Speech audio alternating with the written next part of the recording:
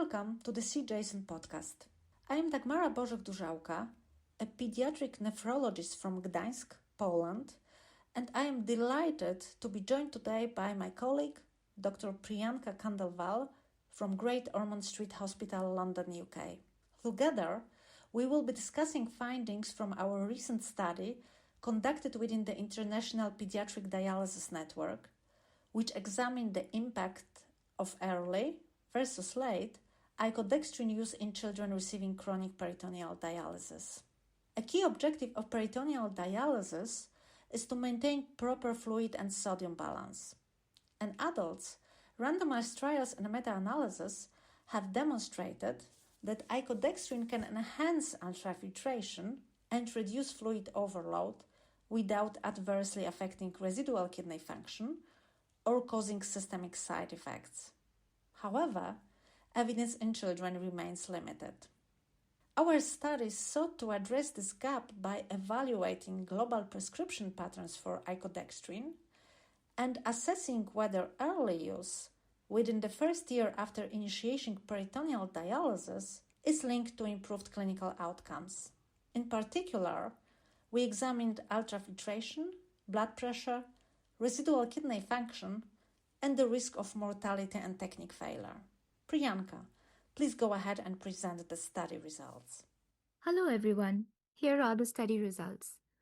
Of more than 3,500 children included in the International Pediatric Dialysis Registry worldwide, about 20% were prescribed Icodextrin. Notably, there were clear regional differences.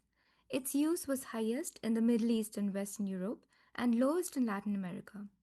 Even among regions with similar income levels, prescribing patterns varied widely, suggesting that local clinical protocols and product availability may have a greater influence than economic factors alone.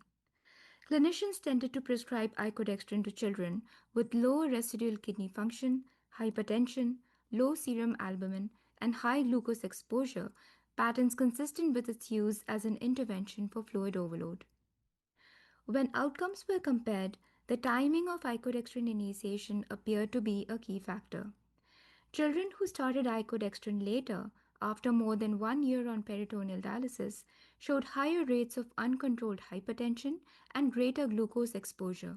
In contrast, those who began Icodextrin early demonstrated better ultrafiltration, improved blood pressure, and better preservation of residual kidney function.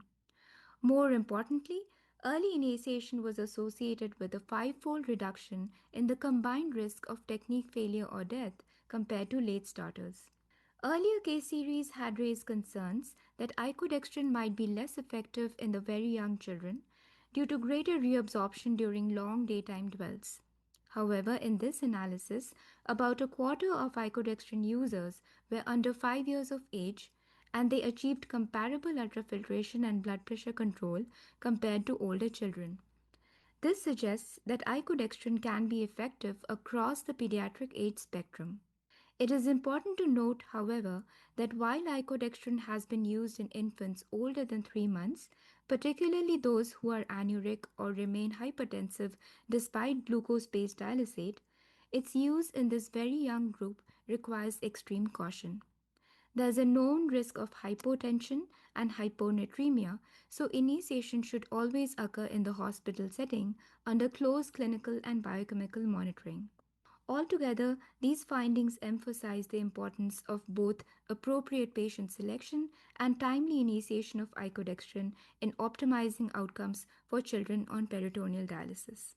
In conclusion, our study provides strong evidence that early introduction of Icodextrin in children on chronic peritoneal dialysis can meaningfully improve clinical outcomes. These findings may influence clinical practice by shifting the perception of Icodextrin from rescue therapy for refractory fluid overload to a proactive component of initial dialysis management, aimed at optimizing ultrafiltration and preserving residual kidney function. For example, a pediatric dialysis unit that traditionally reserved Icodextrin for improving volume control in patients classified as high transporters might now consider introducing it preventively within the first months of peritoneal dialysis. Such an approach could help achieve more stable blood pressure control, preserve residual kidney function, and potentially lower the risk of technique failure or the need to transfer to hemodialysis. Thank you for joining us on this episode of CJSON podcast. You can read the full article in the latest issue of CJSON.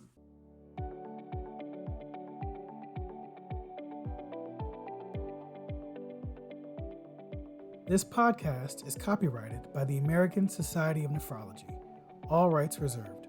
All content in this podcast is for informational purposes only and is not intended to be medical advice.